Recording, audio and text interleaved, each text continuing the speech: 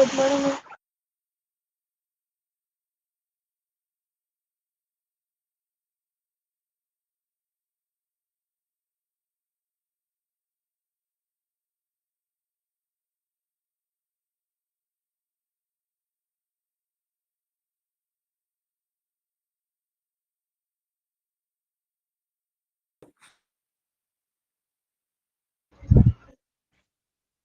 Good afternoon, ma'am.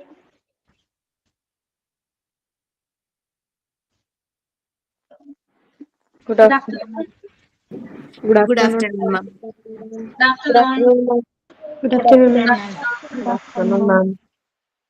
Good afternoon. Good afternoon, ma'am. Good Good afternoon, afternoon. ma'am. Good afternoon. Good afternoon, ma'am. Good afternoon, Minnie.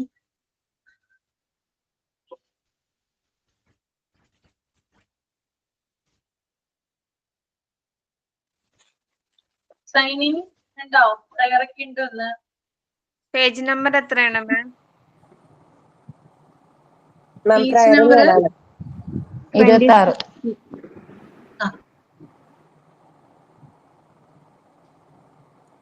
ആരാണ് prayer ചെയ്യുന്നേ? ഞാനാ മാം.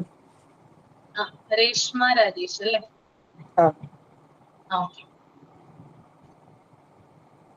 I lift my hands to you and pray that you will see me through. In times of need, in times of strength, be my rock and my guiding light. Help me to trust in your great plan and give me faith to understand. Keep me safe, keep me strong, and guide me all the day. Thank you. Thought of the day ഉണ്ടോ? Thought of the day? Good afternoon, ma'am. Sign in പറഞ്ഞില്ല. Sign പറഞ്ഞില്ല. Okay, പറഞ്ഞോളൂ കേട്ടോ. Good afternoon, all. I am Ansi. On the behalf of the class, I would like to welcome our respected teacher Ashwati Miss to have a great section. And I welcome all my colleagues to attend the session.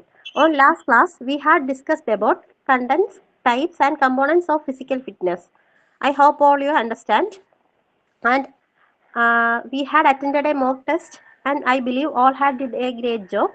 I like to conclude by saying a quote in is that failure is the key to success. വിജയ പരാജയമാണ് വിജയത്തിന്റെ താക്കോൽ. And I welcome thought by Fatima, story by Sajana, and last sign out by Nimi. God bless you and thank you. Okay. Good story afternoon, പറയട്ടെ ma'am. Ma'am? Okay. Thought of the day പറയട്ടെ. പറഞ്ഞോളൂ. Good afternoon, ma'am, and good afternoon, all my dear friends. Myself, Fatima Unais. Today's thought of the day. Failure is an opportunity for you to come back stronger. പരാജയം എന്നത് നിങ്ങൾക്ക് കൂടുതൽ കരുത്തോടെ തിരിച്ചു വരാനുള്ള അവസരമാണ്. Henry Ford. Thank you. Story പറയട്ടെ മാം? സ്നേഹവന്ദനം. ഒരിക്കൽ ഒരിടത്ത് ഒരു കൃഷിക്കാരനുണ്ടായിരുന്നു. അദ്ദേഹം വളരെ നല്ലവനും അധ്വാനിയുമായിരുന്നു. അദ്ദേഹത്തിന് വെള്ളം കോരാൻ 2 മൺകുടങ്ങൾ ഉണ്ടായിരുന്നു. എല്ലാ ദിവസവും അദ്ദേഹം പുഴയിൽ പോയി വെള്ളം നിറച്ച് വീട്ടിൽ കൊണ്ടുപോകുമായിരുന്നു. ഒരു ദിവസം അദ്ദേഹം വെള്ളം കോരുന്നതിനിടയിൽ ഒരു മൺകുടം പൊട്ടി. അതിന് വിള്ളലുണ്ടായി. അതിനുശേഷം ഈ കൃഷിക്കാരൻ കോരിയെടുക്കുന്ന വെള്ളം മുഴുവൻ ഈ പൊട്ടിയ കുടത്തിന്റെ വിള്ളലിൽ കൂടി പോകുമായിരുന്നു. വീട്ടിലെത്തുമ്പോൾ വെറും അരക്കുടം വെള്ളം മാത്രമേ മിച്ചമുണ്ടാവുകയുള്ളൂ. അപ്പോൾ ഈ പൊട്ടാത്ത മൺകുടം പൊട്ടിയ മൺകുടത്തെ എപ്പോഴും കളിയാക്കുമായിരുന്നു. ഹാ, നീ പൊട്ടിയതാണ്, നിന്നെ കൊണ്ട് യജമാനന് ഒരു ഉപകാരവും ഇല്ല. അധികം വൈകാതെ യജമാനൻ നിന്നെ കളയും. എന്നെ കൊണ്ടാണ് യജമാനന് കൂടുതൽ ഉപകാരം. ഹാ. ഇത് കേട്ടപ്പോൾ പൊട്ടിയ കുടത്തിന് ഒരുപാട് സങ്കടമായി. പക്ഷേ പൊട്ടിയ കുടത്തെ കൃഷിക്കാരൻ കളഞ്ഞില്ല. ഒരുപാട് നാൾ വീണ്ടും അതിൽ തന്നെ വെള്ളം കോരിക്കൊണ്ടിരുന്നു. ഒരു ദിവസം കൃഷിക്കാരൻ വെള്ളം കോരിക്കൊണ്ടു പോകുമ്പോൾ പൊട്ടിയ കുടം അദ്ദേഹത്തോട് ചോദിച്ചു, യജമാനെ, എന്നെ കൊണ്ട് നിങ്ങൾക്ക് ഒരു ഉപകാരം ഇല്ലല്ലോ. നിങ്ങൾ കോരുന്ന പകുതി വെള്ളവും ഞാൻ പാഴാക്കി കളയുകയാണ്. എന്നെ കളഞ്ഞിട്ട് പുതിയൊരു മൺകുടം വാങ്ങിയാലും? ഇത് കേട്ട കൃഷിക്കാരൻ പറഞ്ഞു, ആര് പറഞ്ഞു നിന്നെ കൊണ്ട് എനിക്ക് ഉപകാരമില്ലെന്ന്? നീ വഴിയിലേക്കൊക്കെ ഒന്ന് നോക്കിക്കേ. എത്രമാത്രം ചെടികളും പൂക്കളും പച്ചക്കറികളും ആണ് ഇവിടെ വളർന്നു നിൽക്കുന്നത്. നിന്റെ വിള്ളലിൽ കൂടി പാഴായി പോകുന്ന വെള്ളം മുഴുവൻ വീണാണ് ഇതെല്ലാം ഇത്രത്തോളം വളർന്നത്. അതുകൊണ്ട് നീയാണ് എനിക്ക് കൂടുതൽ ഉപകാരം. ഇത് കേട്ടപ്പോൾ ആ പൊട്ടിയ കുടത്തിന് ഒരുപാട് സന്തോഷമായി. ഇതെല്ലാം കേട്ട പൊട്ടാത്തകുടം നാണിച്ചു തല താഴ്ത്തി. ഇതിന്റെ ഗുണപാഠമാണ് മറ്റുള്ളവരുടെ കുറവുകൾ കണ്ട് നമ്മൾ ഒരിക്കലും അവരെ കളിയാക്കാൻ പാടില്ല. നമുക്ക് എന്തെങ്കിലും കുറവുണ്ടെങ്കിൽ നാം ദുഃഖിതരാവാനും പാടില്ല. എല്ലാ കുറവുകളും നന്മയാക്കി തീർക്കാൻ ദൈവത്തിന് സാധിക്കും. നന്ദി. Thank you ma'am.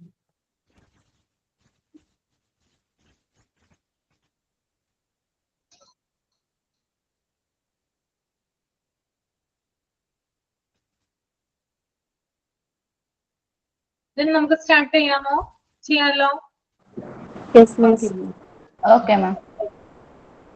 എന്തായിരുന്നു നമ്മള് പ്രീവിയസ് ഡേ പറഞ്ഞിട്ടുണ്ടായിരുന്നേ? പറഞ്ഞു നിർത്തിയത് എന്തായിരുന്നു?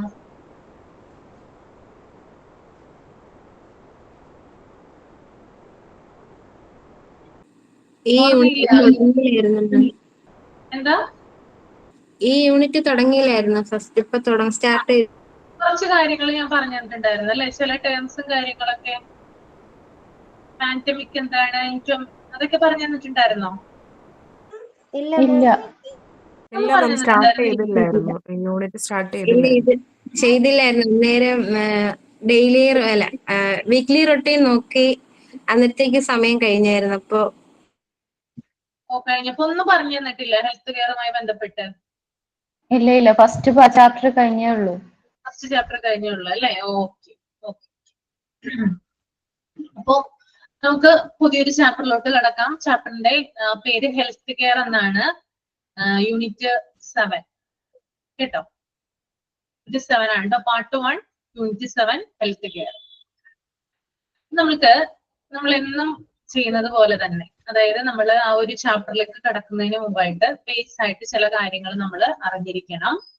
അപ്പൊ ഹെൽത്ത് കെയറുമായി ബന്ധപ്പെട്ടിട്ട് നമ്മളിപ്പോ ഫിറ്റ്നസ്സുമായി ബന്ധപ്പെട്ട് അല്ലെങ്കിൽ physical fitness, mental fitness, wellness, അതൊക്കെ ആയിട്ട് കുറച്ച് കാര്യങ്ങൾ നമ്മൾ പഠിച്ചിട്ടുണ്ടായിരുന്നു അല്ലെങ്കിൽ നമ്മൾ ഡിസ്കസ് ചെയ്തിട്ടുണ്ടായിരുന്നു.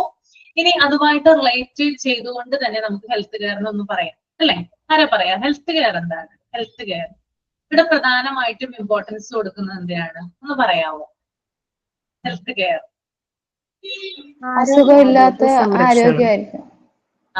അസുഖമില്ലാത്ത അവസ്ഥയാണ് ഹെൽത്ത് കെയർ എന്ന് പറയുന്നത്. ഞാൻ അന്നത്തെ ഇതിലൊരു ഡെഫിനേഷൻ പറഞ്ഞിട്ടുണ്ടായിരുന്നു അല്ലെ? WHO പറഞ്ഞിരിക്കുന്ന ഒരു ഡെഫിനേഷൻ ആണ്. എന്താണ് WHO പറഞ്ഞിരിക്കുന്ന definition? Complete physical and mental development of the health. Okay. അപ്പൊ അതായത് നമ്മൾക്ക് അസുഖമില്ലാതിരിക്കുക അല്ലെങ്കിൽ നമ്മൾ ആരോഗ്യവാനായിരിക്കുക എന്നുള്ളതാണ് എന്തുകൊണ്ട് ഉദ്ദേശിക്കുന്നത്? ഹെൽത്തി ആയിട്ടിരിക്കുക എന്നത് ഹെൽത്ത് കെയർ എന്നതുകൊണ്ട് ഉദ്ദേശിക്കുന്നത്. അപ്പോ നമ്മുടെ ഹെൽത്ത് കെയറിന് വേണ്ടിയിട്ട് നമ്മൾ എന്തൊക്കെ ചെയ്യാറുണ്ട്? ധാരാളം കാര്യങ്ങൾ നമ്മൾ ചെയ്യാറുണ്ട്. അതൊക്കെ നമ്മൾ കഴിഞ്ഞ ചാപ്റ്ററിൽ ഡിസ്കസ് ചെയ്തിട്ടുണ്ടായിരുന്നു. അതുകൊണ്ട് അത് ഞാൻ റിപ്പീറ്റ് ചെയ്യുന്നില്ല. നമ്മൾ ഡയറ്റ് എടുക്കും, അതുപോലെ ജിമ്മിൽ പോകും, നമ്മൾ എക്സസൈസ് ചെയ്യുന്നു, നമ്മുടെ വെൽനെസ്സുമായി ബന്ധപ്പെട്ടിട്ട് നമ്മൾക്ക് ഫാമിലിയിൽ നമ്മൾ ഷെയർ ചെയ്യുന്നു കാര്യങ്ങൾ, അവരുമായിട്ട് സന്തോഷത്തോടു കൂടി ഇരിക്കുന്നു. നമ്മുടെ ജോലി സ്ഥലത്താണെങ്കിൽ നമ്മൾ സന്തോഷത്തോടു കൂടി ഇരിക്കുന്നു. അപ്പൊ ഇതൊക്കെ നമ്മൾ ചെയ്യുമ്പോൾ നമ്മൾ എന്താ പറയാ, നമ്മൾ മെന്റലി നമ്മൾ ഫിറ്റ് ആണ്, അല്ലെങ്കിൽ ഫിസിക്കലി ഫിറ്റ് ആണ്, നമ്മൾ ഓവറോൾ ഫിറ്റ് ആണ്, അല്ലെങ്കിൽ നമുക്ക് നല്ലൊരു മനസ്സുഖം, ശാന്തി, സമാധാനം, സന്തോഷം ഇതുണ്ടെന്ന് നമുക്ക് പറയാനായിട്ട് സാധിക്കും അല്ലെ? പക്ഷെ രോഗങ്ങൾ ഉള്ള ഒരവസ്ഥയിൽ നമുക്ക് ഒരിക്കലും എന്ത് ചെയ്യാൻ പറ്റില്ല, നമ്മൾ ഹെൽത്തി ആണെന്ന് നമുക്ക് ഒരിക്കലും പറയാനായിട്ട് പറ്റില്ല. ശരിയല്ലേ ഞാൻ പറഞ്ഞത്? രോഗങ്ങളുള്ള ഒരു അവസ്ഥയാണെങ്കിൽ നമുക്ക് ഹെൽത്തി ആണെന്ന് പറയാൻ പറ്റുമോ? നമുക്ക് ഭയങ്കര അസ്വസ്ഥതയായിരിക്കും അല്ലെ? നമ്മൾക്ക് എന്തെങ്കിലും ഇപ്പൊ നമ്മള് നമ്മള് ഡെയിലി നമ്മുടെ കാര്യങ്ങൾ ചെയ്യുന്നു, നമ്മൾ കിച്ചണിൽ ജോലി ചെയ്യുന്നു, മക്കളെ നോക്കുന്നു, ഹസ്ബൻഡിനെ ജോലിക്ക് പറഞ്ഞയക്കുന്നു, നമ്മൾ എല്ലാ കാര്യങ്ങളും ചെയ്യുന്നുണ്ട്. പെട്ടെന്ന് ഒരു അസുഖം പിടിപെട്ട് കഴിഞ്ഞാല് നമ്മൾക്ക് ചെയ്യുന്ന കാര്യങ്ങള് കംപ്ലീറ്റ് ആയിട്ട് നമുക്ക് പൂർത്തീകരിക്കാനായിട്ട് പറ്റുമോ? നമ്മള് സാറ്റിസ്ഫാക്ഷനോട് കൂടിയായിരിക്കും അത് ചെയ്യുന്നേ? അല്ല, ഒരിക്കലും അല്ല അല്ലെ? നമുക്ക് ഭയങ്കര അസ്വസ്ഥതയായിരിക്കും ഉണ്ടാവുക. ഇപ്പൊ നമുക്കിപ്പോ ഭയങ്കര ചൂടാണ്. ഞാൻ അന്ന് പറഞ്ഞിട്ടുണ്ടായിരുന്നു ക്ലൈമറ്റ് വെൽനെസ്. ഇപ്പൊ നിങ്ങൾക്ക് അതുമായിട്ടത് റിലേറ്റ് ചെയ്യാൻ പറ്റുന്നുണ്ടോ? ഇപ്പോഴത്തെ സാഹചര്യത്തെ ഭയങ്കര ചൂടല്ലേ ഇപ്പൊ? നമ്മൾ അസ്വസ്ഥമാകാറില്ലേ? അതായത് വീട്ടിലിരിക്കുമ്പോൾ നമ്മൾ അസ്വസ്ഥമാകുന്നു, പുറത്തേക്ക് ഇറങ്ങുമ്പോൾ അസ്വസ്ഥമാകുന്നു, ഭയങ്കര ദാഹം തോന്നുന്നു, ഭയങ്കര ഒരു ഇറിറ്റേഷൻ നമുക്ക് തോന്നുന്നുണ്ട് അല്ലെ? അതിനെയാണ് അന്ന് ഞാൻ പറഞ്ഞത് ക്ലൈമറ്റ് വെൽനെസ് എന്ന് പറഞ്ഞത് അല്ലെ? അപ്പോ ഇതുമായി ബന്ധപ്പെട്ട് അല്ലെങ്കിൽ നമ്മൾക്ക് എന്തെങ്കിലും ഒരു അസുഖം വന്നു കഴിയുമ്പോൾ നമ്മുടെ ശാരീരികമായിട്ട് നമ്മൾ വീക്ക് ആവുന്നു, അല്ലെങ്കിൽ ഫിസിക്കലി നമ്മൾ വീക്ക് ആവുന്നു, നമ്മളുടെ മെന്റൽ ഹെൽത്തിനെ അല്ലെങ്കിൽ മെന്റൽ ഡെവലപ്മെന്റിനെ അത് ബാധിക്കുന്നു. അപ്പൊ ആകെ കൂടി എന്താണ്, ഒരു ഇറിറ്റേഷൻ ആണ് നമുക്ക് ഉണ്ടാവുക. അപ്പൊ അസുഖങ്ങൾ എന്ന് പറഞ്ഞാല് നമ്മൾ ഇതിനകത്ത് പ്രധാനമായിട്ടും പഠിക്കുന്നത് കുറച്ച് അസുഖങ്ങളെ കുറിച്ചിട്ടാണ്, അതുപോലെ വാക്സിൻസിനെ കുറിച്ചിട്ടാണ് നമ്മൾ പ്രധാനമായിട്ടും ഈ പാഠഭാഗത്ത് പഠിക്കാനായിട്ട് പോകുന്നത്. അപ്പൊ അതിനു മുമ്പ് ഞാൻ കുറച്ച് ടേംസ് തരാം നിങ്ങൾക്ക്, അതൊന്ന് നോട്ട് ചെയ്തെടുക്കുക. ഓക്കെ, അസുഖങ്ങളുമായി ബന്ധപ്പെട്ടിട്ട് കുറച്ച് ജനറൽ ആയിട്ടുള്ള ഒരു കാര്യങ്ങൾ ഞാൻ പറഞ്ഞത് കേട്ടോ. അപ്പൊ ഫസ്റ്റ് തന്നെ നിങ്ങൾ എഴുതിയെടുത്തതാണ്, അതുകൊണ്ട് അത് എഴുതിയെടുക്കണം എന്ന് നിർബന്ധമില്ല. WHO ഡെഫിനേഷൻ ആണ്. WHO defines health as mental, physical and social well-being. ലോകാരോഗ്യ സംഘടന, അതായത് WHO ആരോഗ്യത്തെ നിർവചിച്ചിരിക്കുന്നത് മാനസികവും ശാരീരികവും സാമൂഹികവുമായ സുസ്ഥിതി അഥവാ വെൽഫെയർ എന്നാണ് ഇവിടെ നിർവചിച്ചിരിക്കുന്നത് കേട്ടോ. അതൊന്ന് ജസ്റ്റ് മനസ്സിലാക്കി വെക്കുക. അപ്പൊ നമ്മള് അസുഖങ്ങളുമായി ബന്ധപ്പെട്ടിട്ട് നമ്മൾ ആദ്യം പറയാൻ പോകുന്ന ഒരു ടേം എന്ന് പറഞ്ഞാല്, ഞാൻ പറയാം, നിങ്ങൾക്ക് ആൻസർ ചെയ്യാൻ പറ്റുമോ എന്ന് നോക്കുക. Disease causing micro organism non as disease causing micro organism. അതായത് ചില മൈക്രോ ഓർഗാനിസംസ് ചില രോഗങ്ങള് നമ്മളിൽ വരുത്തുന്നുണ്ട്. ഏതൊക്കെയാണ് മൈക്രോ ഓർഗാനിസംസ്? നമ്മുടെ ബോഡിയിൽ കയറി പിടിക്കുന്ന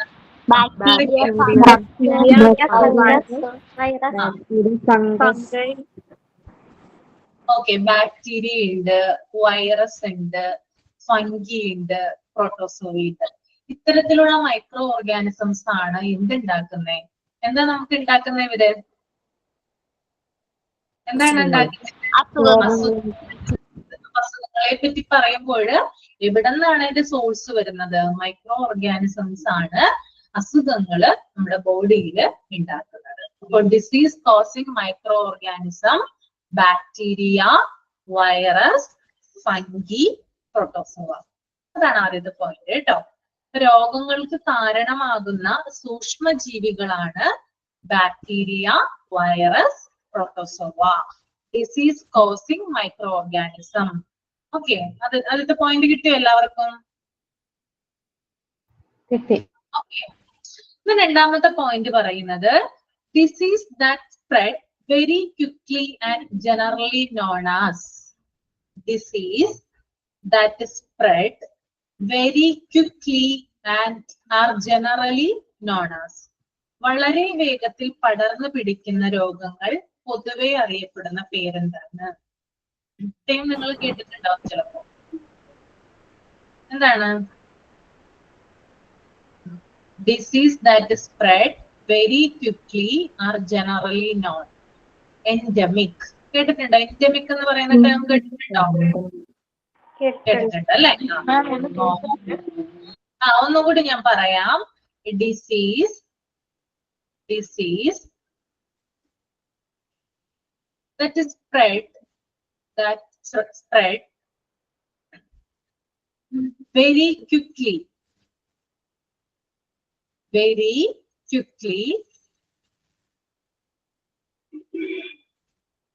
are generally known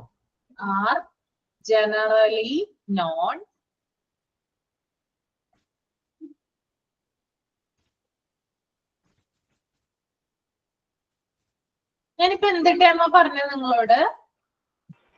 എൻഡമിക് അല്ല, സോറി തെറ്റിപ്പോയതാണ്. എപ്പിഡമിക് ആണ് കേട്ടോ.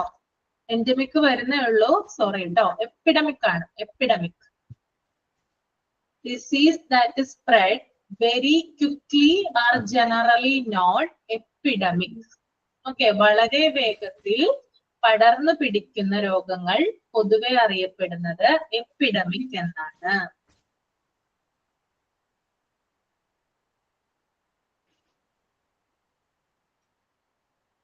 ഇനി അടുത്തൊരു ടേമാണ് venous diseases. VENOUS. Venous diseases are known to exist in society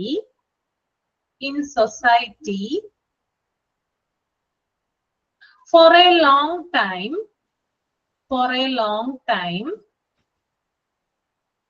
and cannot be completely eradicated, and cannot be completely eradicated. Spelling ഒന്ന് പറയാം മാം. എറാഡിക്കേറ്റ്. കംപ്ലീറ്റ് ഇറാഡിക്കേറ്റിന്റെ സ്പെല്ലിംഗ് ആണോ? ERADICATED,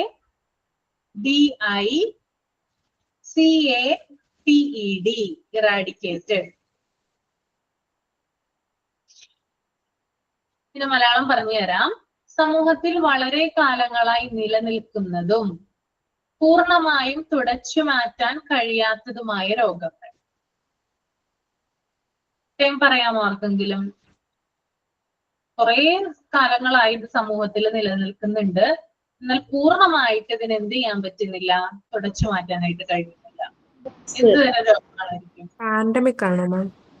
endemic ആണ് കേട്ടോ. ഞാൻ ആദ്യം പറഞ്ഞു, ഞാൻ തെറ്റായിട്ട് ഒരു ടൈം പറഞ്ഞില്ല. അതാണ് എൻഡമിക് കേട്ടോ. എൻഡമിക് ആണ്.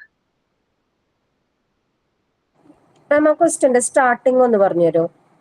വീനസ്, അതായത് VENOUS, VENOUS.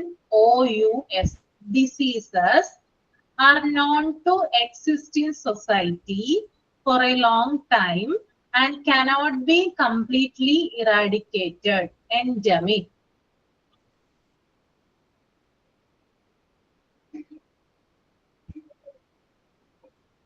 Then അടുത്ത ടൈപ്പ് ഒരു ടൈമിലേക്ക് നമുക്ക് പോകാം. Disease of unknown cause. Disease of unknown. Unknown എന്ന് പറഞ്ഞാൽ എന്താണ്? കാരണം അറിയാത്ത. UNKNOWN. Unknown cause are known as disease of unknown cause are known as. അതായത് കാരണം അറിയാത്ത രോഗങ്ങൾ അറിയപ്പെടുന്ന പേര്, അല്ലെങ്കിൽ ആ രോഗത്തെ നമ്മൾ എന്താണ് വിളിക്കുന്നതെന്നാണ് പറയുന്നത്. അറിയാമോ ആർക്കെങ്കിലും? ചില രോഗങ്ങളുടെ കാരണം നമുക്ക് കണ്ടുപിടിക്കാനായിട്ട് പറ്റില്ല. അത്തരം രോഗങ്ങളെ നമ്മൾ ഒരു പേരിലാണ് വിളിക്കുന്നത്. കേട്ടിട്ടുണ്ടോ ആരെങ്കിലും? Anyone?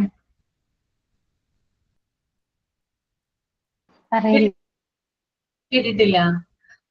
Cryptogenic diseases. Cryptogenic. CRYPTOGENIC.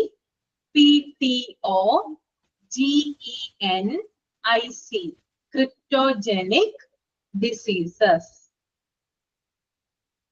Miss, ആ പോയിന്റ് ഒന്നും കൂടി ഒന്ന് പറയോ?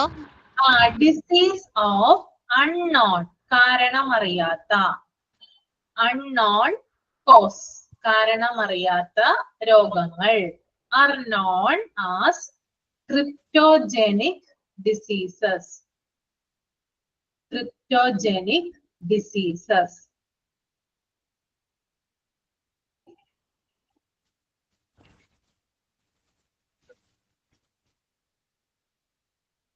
Then അടുത്ത ടേം ഡിസീസ് ദാറ്റ്. ഇതെല്ലാവരും ഒരുവിധം കേട്ടിട്ടുണ്ടാകും, കേട്ട് പരിചയമുള്ള ഒരു ടേം ആണ്. Disease that spread rapidly from one country to another country.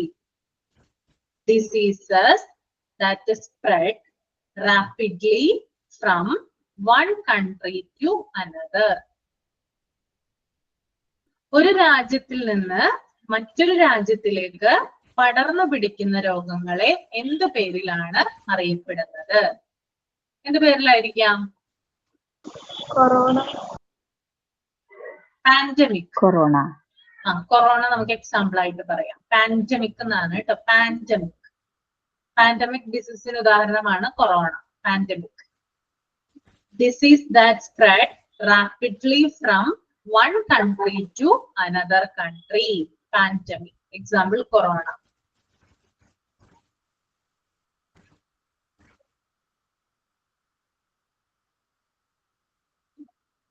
അടുത്തൊരു ടേം ആണ് പറയാൻ പോകുന്നത്.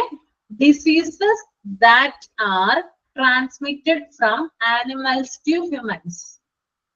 Diseases that are transmitted from animals to human. മൃഗങ്ങളിൽ നിന്ന് മനുഷ്യരിലേക്ക് പകരുന്ന രോഗങ്ങളെ എന്ത് പേരിലാണ് അറിയപ്പെടുന്നത്? അറിയാമോ? കേട്ടിട്ടുണ്ടോ? ഇല്ല. സൂണോസിസ്. ZOONOSIS. സൂണോസിസ്. മാം ഒന്നുകൂടി പറയാമോ? ഒന്നും കൂടി പറയൂ മാം. Diseases that transmitted from animals to humans.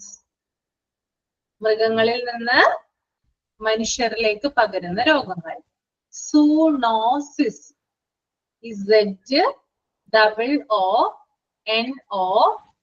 ZOONOSIS. Zoonosis.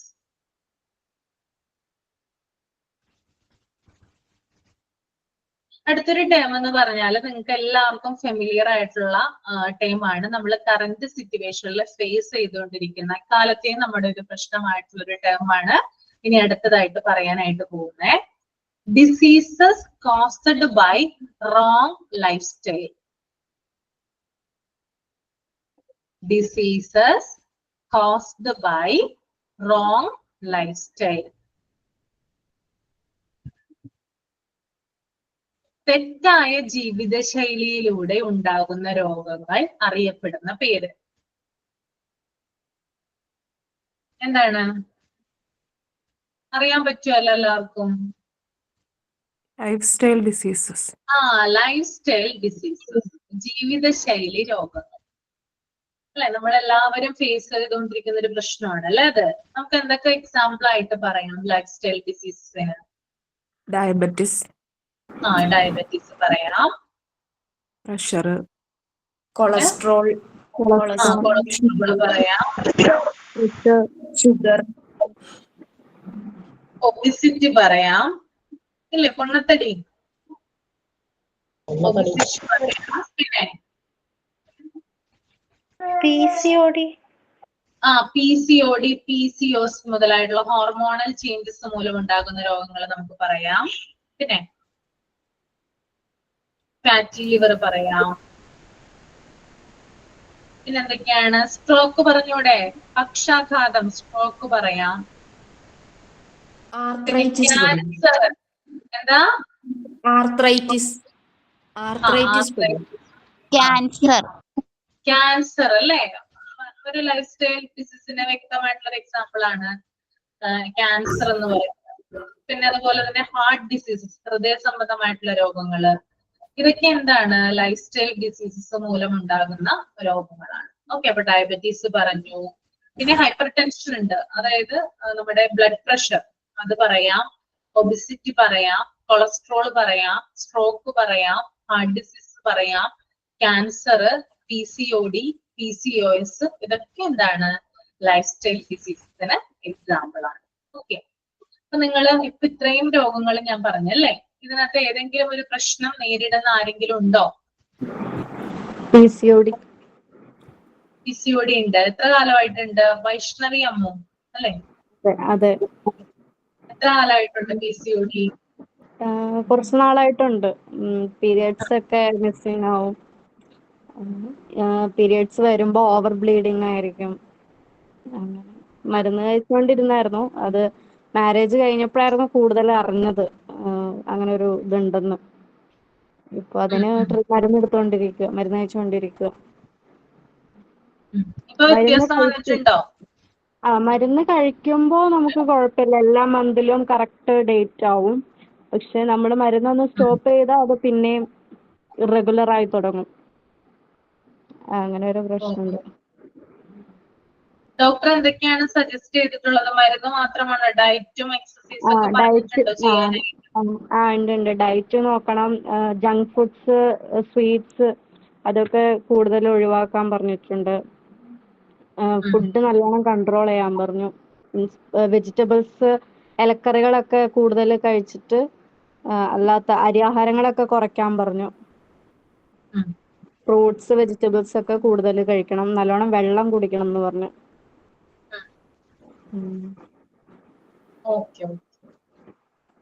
ഇപ്പൊ എന്നിട്ട് ഇതൊക്കെ ചെയ്യുന്നുണ്ടോ വൈഷ്ണവി? ഉണ്ട് മാം, എല്ലാം ചെയ്യുന്നുണ്ട്. വ്യത്യാസം വന്നിട്ടുണ്ടോ മുമ്പത്തെക്കാളും? നേരത്തെക്കാളും വ്യത്യാസം വന്നിട്ടുണ്ട്. ഇപ്പോ ബ്ലീഡിംഗ് ഒക്കെ നോർമലാ. ഓക്കെ, അവര് പറയുന്ന പോലെ തന്നെ ഫോളോ ചെയ്യാ കേട്ടോ, തെറ്റിക്കരുത് കേട്ടോ. ഓക്കെ, ശരിയാകും. Okay okay. എന്തെങ്കിലും ലൈഫ് സ്റ്റൈൽ ഡിസീസ് ഉണ്ടെങ്കിൽ ഷെയർ ചെയ്യാ കേട്ടോ. PCOD തന്നെ മാം എനിക്കും. PCOD ആണ്? അതെ അതെ, വൈഷ്ണവി പറഞ്ഞ പോലെ തന്നെയാണ് പറഞ്ഞത്. ഡയറ്റ് ചെയ്യണം, ഫുഡ് കൺട്രോൾ ചെയ്യണം, എക്സസൈസ് ചെയ്യാൻ പറഞ്ഞിട്ടുണ്ട്. ഇതുപോലെ തന്നെ പീരീഡ്സ് ഒക്കെ ഇറഗുലർ ആണ്, കൃത്യമായിട്ട് ഉണ്ടാവുന്നേയില്ല. മരുന്ന് കഴിക്കുമ്പോൾ ശരിയായിട്ട് വരും, പിന്നെ മരുന്ന് നിർത്തുമ്പോ അതുപോലെ തന്നെ ഉണ്ടാവാറേ ഇല്ല. അപ്പൊ ഭയങ്കരമായിട്ട് മാനസിക പ്രശ്നങ്ങളുണ്ട് എനിക്ക്. ഇത് ശരിക്കും മാസം തോറും ഇങ്ങനെ ഇല്ലാണ്ടിരിക്കുമ്പോ ഭയങ്കരമായിട്ട് ദേഷ്യം വരും, സങ്കടം വരും, ഭയങ്കര ബുദ്ധിമുട്ട്, എല്ലാവരോടും ദേഷ്യം വരും എനിക്ക്. ഇങ്ങനെ ഭയങ്കരമായിട്ട് ഡിപ്രഷനിലേക്കെല്ലാം പോയി ഇങ്ങനെ പോകുന്നു നമ്മള് തനിയെ തന്നെ. പിന്നെ മരുന്ന് കഴിച്ചുകൊണ്ടിരിക്കുമ്പോ ഞാൻ നോർമലായി. ഇപ്പൊ മരുന്ന് കഴിക്കുന്നുണ്ട്, അപ്പൊ പ്രശ്നങ്ങളൊന്നുമില്ല. പക്ഷെ മരുന്ന് നിർത്തുമ്പോ അതേപോലെ ഇപ്പൊ കഴിച്ചുകൊണ്ടുണ്ട്. ഇപ്പൊ 2 മാസമായിട്ട് നിർത്താൻ പറഞ്ഞിട്ടുണ്ട്. നിർത്തി കഴിഞ്ഞതിന് ശേഷം ഇല്ല. ഒരു മാസം പ്രശ്നമില്ല, പിന്നെ അടുത്ത മാസം ഉണ്ടായിട്ടേ ഇല്ല. അങ്ങനെയാണ് ഭയങ്കര ബുദ്ധിമുട്ട് എനിക്ക്. ഭയങ്കരമായിട്ട് മാനസിക പ്രശ്നങ്ങളെല്ലാം വരുന്നത് ഇത് ശരിയായിട്ടില്ലാതിരിക്കുമ്പോ. ഓ, 34.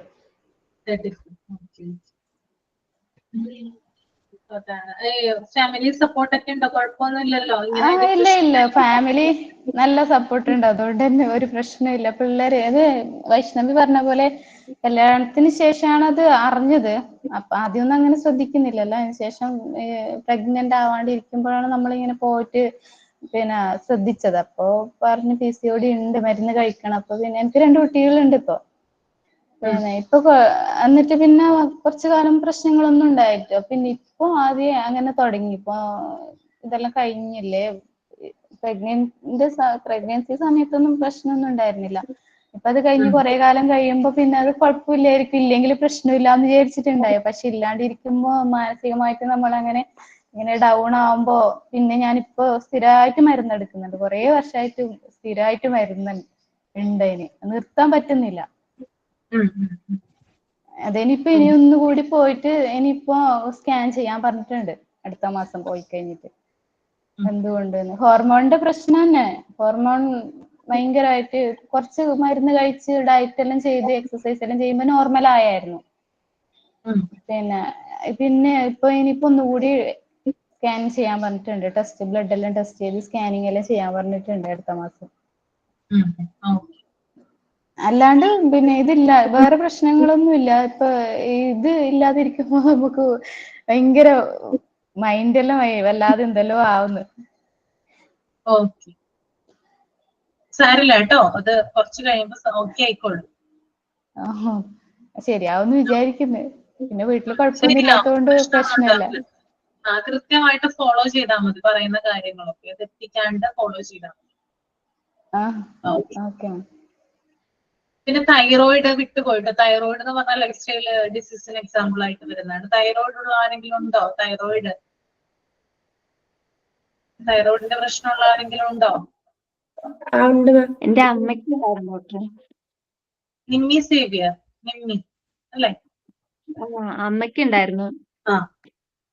ഒരു 10 years ബാക്കാണ്. അപ്പൊ അതൊരു മുഴ പോലെ വന്നിട്ട് അത് പുറത്തേക്കായിരുന്നു മുഴ, അതുകൊണ്ട് വലിയ പ്രശ്നമില്ലായിരുന്നു. ശ്വാസതടസ്സം അങ്ങനത്തെ പ്രശ്നങ്ങളൊന്നും ഇല്ലായിരുന്നു. പിന്നെ അത് സർജറി ചെയ്തു, ഇപ്പൊ പ്രശ്നമില്ല. എന്നാലും ഇടയ്ക്ക് തൈറോയ്ഡ് ചെക്ക് ചെയ്യണമെന്ന് പറഞ്ഞിട്ടുണ്ട്.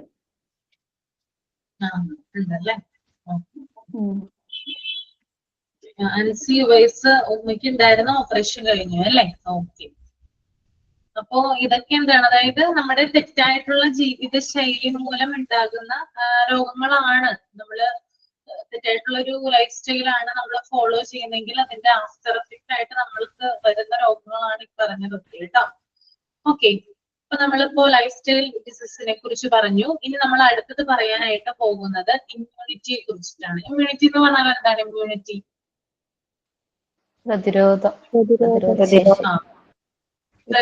ശേഷിയാണ് അല്ലെ? Okay. The ability of the body to prevent and destroy pathogens that have entered the body. Okay. രോഗാണുക്കളുടെ പ്രവേശനം തടയാനും ശരീരത്തിനകത്ത് പ്രവേശിച്ച രോഗാണുക്കളെ നശിപ്പിക്കാനുള്ള ശരീരത്തിന്റെ കഴിവിനെയാണ് എന്ത് പറയുന്നത്? ഇമ്മ്യൂണിറ്റി എന്ന് പറയുന്നത് കേട്ടോ. അതായത് രോഗാണുക്കൾ വരുമ്പോൾ അതിന്റെ എൻട്രി, ശരീരത്തിലേക്ക് അതിന്റെ എൻട്രി തടയാനും അതുപോലെ കടന്നു കഴിഞ്ഞാല് അതിനെ നശിപ്പിക്കാനുള്ള ശരീരത്തിന്റെ സ്വാഭാവികമായിട്ടുള്ള നാച്ചുറൽ ആയിട്ടുള്ള ഒരു എബിലിറ്റിയാണ് എന്ന് പറയുന്നത് ഇമ്മ്യൂണിറ്റി എന്ന് പറയുന്നത് അല്ലെ. ഓക്കെ, അപ്പൊ ഒന്ന് not ചെയ്തെടുത്തോളൂ. The ability of the body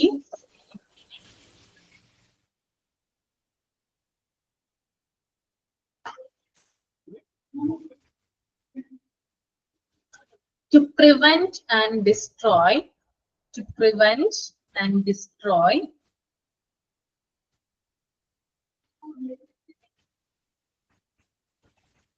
pathogens, രോഗാണുക്കൾ, pathogens. The ability of the body to prevent and destroy pathogens that have entered the body. രോഗാണുക്കളുടെ പ്രവേശനം തടയാനും ശരീരത്തിനകത്ത് പ്രവേശിച്ച രോഗാണുക്കളെ നശിപ്പിക്കാനുള്ള ശരീരത്തിന്റെ കഴിവ്. നമുക്ക് എല്ലാവർക്കും എന്തുണ്ട്? ഇമ്മ്യൂണിറ്റി ഉണ്ടാവും അല്ലെ. നമ്മൾക്കായാലും കുഞ്ഞുങ്ങൾക്കായാലും ഒക്കെ ഇമ്മ്യൂണിറ്റി ഉണ്ടാവും. അതായത് നമ്മുടെ തന്നെ ശരീരത്തിന് എന്തുണ്ട്? ഒരു ഇമ്മ്യൂണിറ്റി പവർ ഉണ്ട്. ആ ഇമ്മ്യൂണിറ്റി പവർ ഉള്ളത് കൊണ്ടാണ് നമുക്ക് ചില രോഗാണുക്കൾ നമ്മുടെ ശരീരത്തിനകത്തേക്ക് പ്രവേശിക്കുമ്പോഴോ അല്ലെങ്കിൽ പ്രവേശിച്ചു പാത്തോജൻസിന്റെ സ്പെല്ലിംഗ് ഒന്ന് പറയൂ. Pathogens PATHOGENS.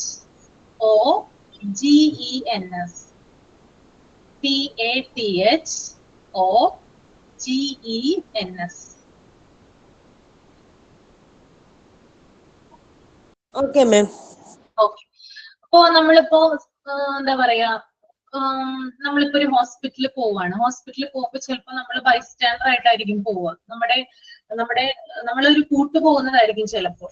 നമ്മുടെ ഫാമിലിയിൽ ആർക്കെങ്കിലും അസുഖം വന്നു കഴിഞ്ഞാൽ ചിലപ്പോൾ നമ്മൾ കൂട്ടുപോകും അല്ലെ.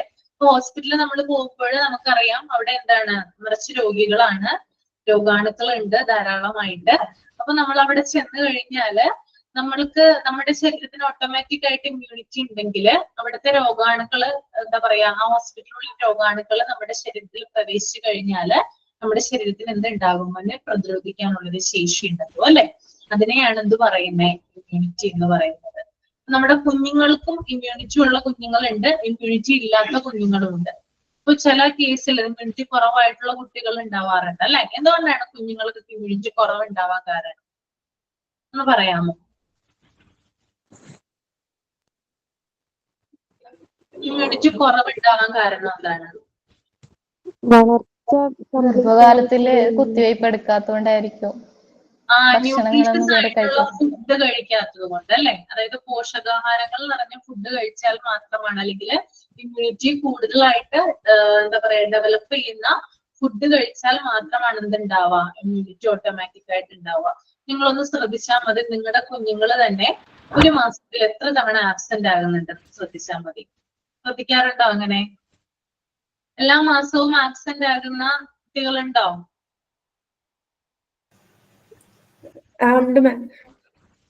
ഉണ്ടല്ലേ. ബ്രസ്റ്റ് ഫീഡിങ് കൊടുക്കുന്ന അല്ലെങ്കിൽ ചെയ്യുന്ന കുട്ടികൾക്ക് ഇമ്മ്യൂണിറ്റി കൂടുതലായിരിക്കും. 6 മാസം വരെയുള്ള 6 മാസം വരെ അല്ലെങ്കിൽ നിർബന്ധമായിട്ടും ബ്രസ്റ്റ് ഫീഡിങ് ആണ്. 2 വയസ്സ് വരെ 1.5 വയസ്സ് വരെയൊക്കെ നമ്മള് അമ്മയുടെ മുലപ്പാല് കൊടുക്കുന്നുണ്ടല്ലോ കുട്ടികൾക്ക്. അവർക്ക് ഓട്ടോമാറ്റിക് ആയിട്ട് അമ്മയിൽ ആ മുലപ്പാലിലൂടെ എന്ത് ചെയ്യുന്നുണ്ട്? ന്യൂട്രീഷ്യസ് ആയിട്ടുള്ള കണ്ടന്റ് ചെല്ലുന്നുണ്ട്. അതിലൂടെ അവർക്ക് ഇമ്മ്യൂണിറ്റി കൂടുതലായിരിക്കും. കുട്ടികൾക്ക് ഇമ്മ്യൂണിറ്റി കുറവായിരിക്കുമല്ലോ. അതെ, അത് ചില കേസിലൊക്കെ നമ്മൾക്ക് അങ്ങനെ എന്താ പറയാ, ചില കേസുകളിലൊക്കെ ഉണ്ട്. അതായത് കൂടുതലായിട്ടും ബ്രസ്റ്റ് ഫീഡിങ് ഇല്ലാത്ത കുട്ടികൾക്ക് അല്ലെങ്കിൽ അവർക്ക് ചെറുപ്പത്തിൽ അത് കൊടുത്തിട്ടില്ലെങ്കിൽ സ്വാഭാവികമായിട്ടും വളർന്നു വരുമ്പോൾ അവർക്ക് ഇമ്മ്യൂണിറ്റി കുറവായിട്ടായിരിക്കും ഉണ്ടായിരിക്കുക. ഇപ്പൊ ചില കുട്ടികൾ ഞാൻ പറഞ്ഞു, നമ്മള് ഒരു മാസത്തിലെ കണക്കൊന്ന് എടുത്ത് നോക്കിയാൽ മതി. എത്ര പേര് നിങ്ങളുടെ കുഞ്ഞുങ്ങള് എത്ര ദിവസം ഒരു മാസം ആബ്സെന്റ് ആകുന്നുണ്ടെന്ന് നോക്കിയാൽ മതി. ചില കുഞ്ഞുങ്ങൾക്ക് നമ്മൾ സ്കൂളിൽ വിടുമ്പോൾ അടുത്തിരിക്കുന്ന കുഞ്ഞുങ്ങളുടെ അടുത്ത് നിന്നായിരിക്കും ചിലപ്പോൾ എന്ത് കിട്ടുക? ഈ ഒരു അസുഖങ്ങളൊക്കെ പകർന്നു കിട്ടുക അല്ലെ. അങ്ങനെ പകർന്നു കിട്ടുള്ളൂ. അതായത് എന്തെങ്കിലും ഒരു കാരണം മതി, ചിലപ്പോ ഒരു ചെറിയ തുമ്മലായിരിക്കാം അടുത്തിരിക്കുന്ന കുട്ടിക്ക് ഉണ്ടാവുക, പക്ഷെ അതുപോലും പ്രിവെന്റ് ചെയ്യാൻ പറ്റാത്ത തരം ബോഡി ടൈപ്പ് ആയിരിക്കും ചില കുഞ്ഞുങ്ങൾക്ക് ഉണ്ടാവുക. അവർക്ക് തീരെ ഇമ്മ്യൂണിറ്റി കുറവായിരിക്കും ഉണ്ടാവുക. എന്നാൽ ചില കുഞ്ഞുങ്ങൾ നിങ്ങളൊന്ന് നോക്കിയേ, എല്ലാ ദിവസവും സ്കൂളിൽ പോകുന്ന കുഞ്ഞുങ്ങളുണ്ട്, ഒരു പ്രശ്നമില്ലാതെ.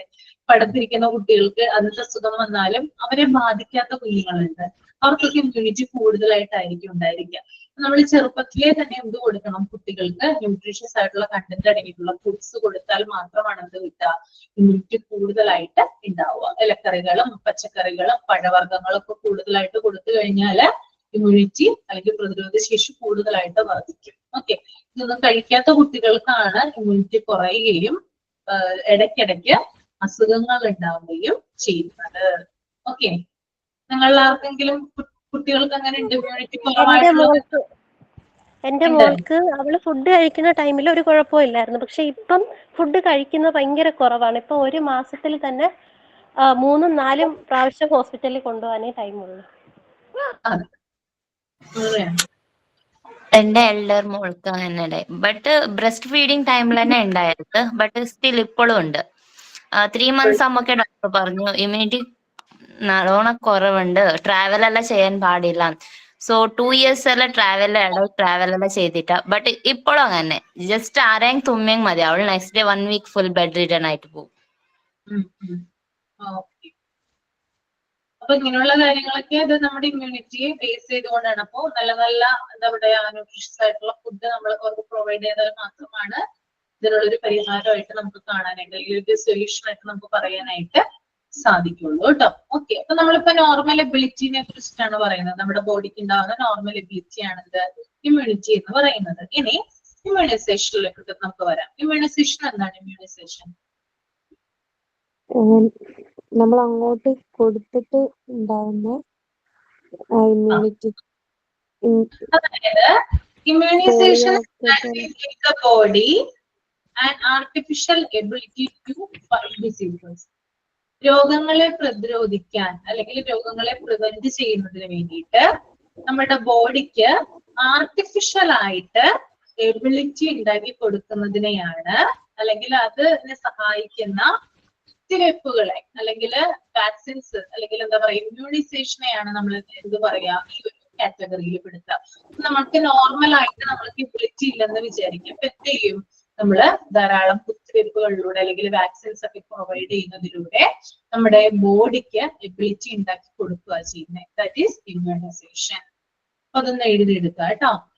ഇമ്മ്യൂണൈസേഷൻസ് that give the body, immunizations that give the body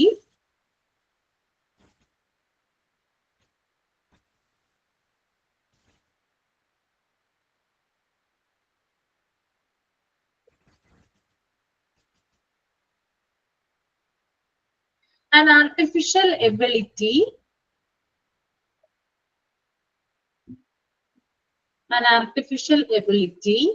to fight diseases.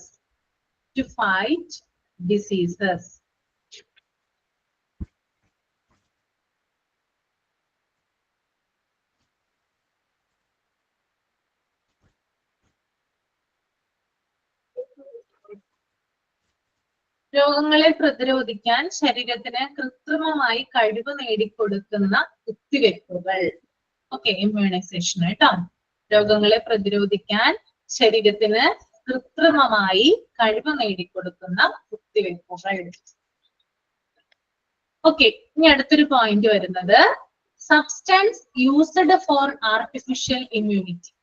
Artificial ഇമ്മ്യൂണിറ്റിക്ക് വേണ്ടിയിട്ട് എന്ത് സബ്സ്റ്റൻസ് ആണ് ഉപയോഗിക്കുന്നത്? വാക്സിൻ ആണ് ഉപയോഗിക്കുന്നത് കേട്ടോ.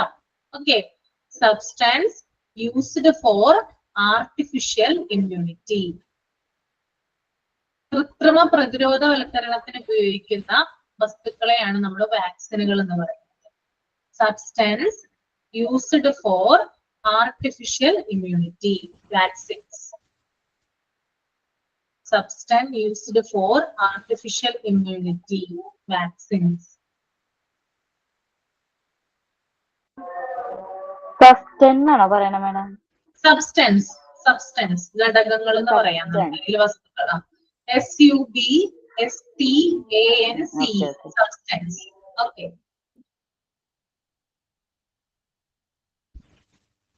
മാം ഇപ്പൊ പറയുന്ന പോയിന്റ്സ് ഇമ്മ്യൂണിറ്റി ആയിട്ട് ബന്ധപ്പെട്ടതല്ലേ? അതെ അതെ, ഇമ്മ്യൂണിറ്റിയുമായി ബന്ധപ്പെട്ടതാണ്. മറ്റേ നേരത്തെ പറഞ്ഞ സെക്കൻഡ് പോയിന്റ് ഡിസീസ് ഉണ്ടോ? Artificial dignity which fight disease, അത്രേ ഉള്ളോ? Artificial ability to fight diseases, അത്രേ ഉള്ളൂ. Okay okay.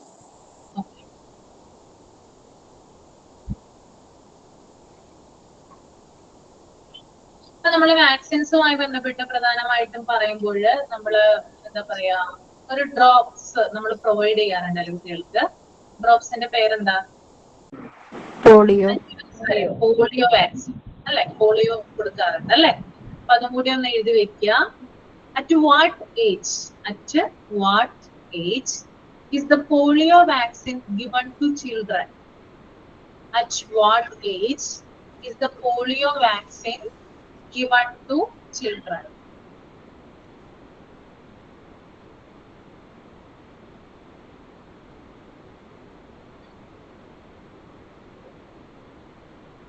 Five years old.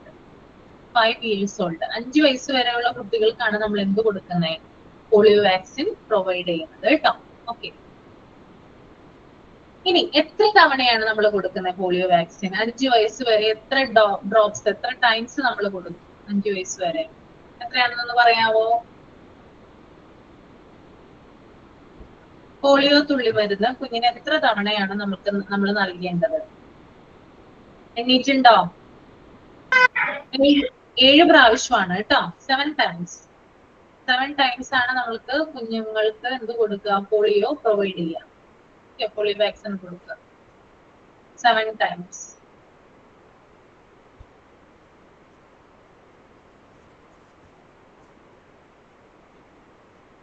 Okay, അപ്പോ ഒരു ഇൻട്രൊഡക്ഷൻ എന്ന പോലെയാണ് ജനറൽ ആയിട്ട് കുറച്ച് കാര്യങ്ങൾ ഞാൻ പറഞ്ഞു തന്നത്. ക്ലിയർ ആയോ നിങ്ങൾക്ക്? Yes ma'am. ഓക്കെ, നമുക്ക് PDF-ലോട്ട് പോവാം. ഒരാളൊന്ന് വായിക്കാം കേട്ടോ.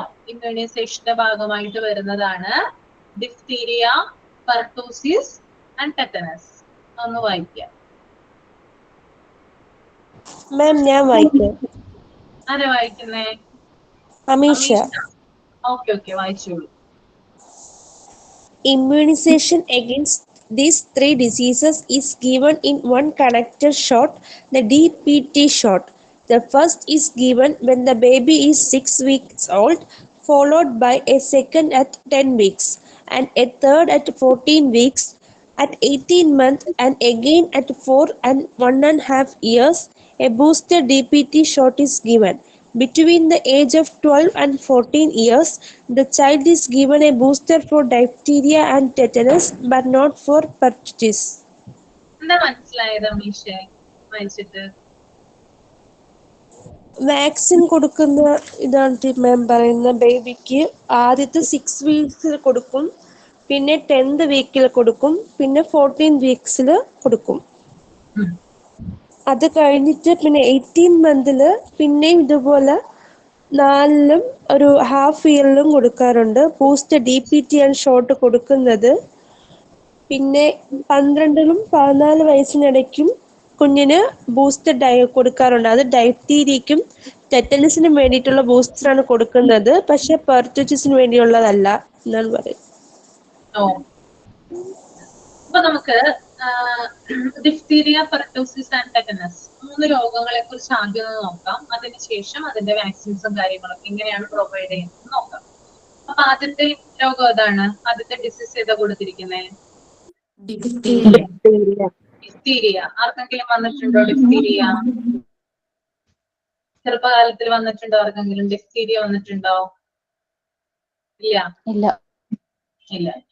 ഇപ്പൊ ഡിഫ്തീരിയ എന്ന് പറയുന്നത് പണ്ട് കാലത്ത്, അത് യൂറോപ്യൻ രാജ്യങ്ങളിലാണ് ആദ്യമായിട്ട് ഇത് റിപ്പോർട്ട് ചെയ്തിട്ടുണ്ടായിരുന്നത് കേട്ടോ.